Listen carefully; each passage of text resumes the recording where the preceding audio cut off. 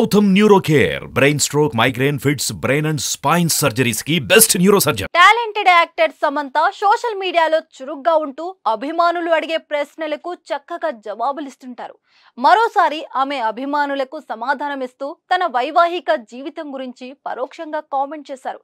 తన జీవితంలో చేసిన అతిపెద్ద తప్పు ఏమిటి అనేది చెప్పారు. తన ఇష్టాలను గుర్తించడం లేదనే విషయాన్ని ఆలస్యంగా తెలుసుకున్నానన్నారు. ఎందుకంటే తన భాగస్వామి గతంలో వాటిని ప్రభావితం చేశాడని చెప్పారు. క్లిష్టమైన పరిస్థితుల నుంచే పాఠం నేర్చుకుంటామనే విషయం అప్పుడే అర్థమైందన్నారు.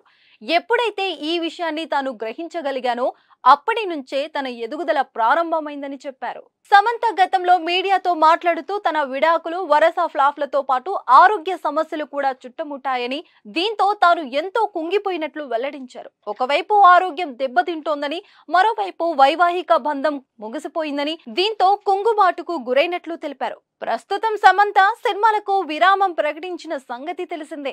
మయోసైటిక్ తో బాధపడుతుండటంతో దానికి చికిత్స తీసుకోవడం కోసం సమయాన్ని కేటాయించి ఆరోగ్యంపై శ్రద్ధ పెట్టారు. తాజాగా ఆమె నటించిన సిటాడెల్ వెబ్ సిరీస్ విడుదల అవ్వడానికి సిద్ధంగా ఉంది.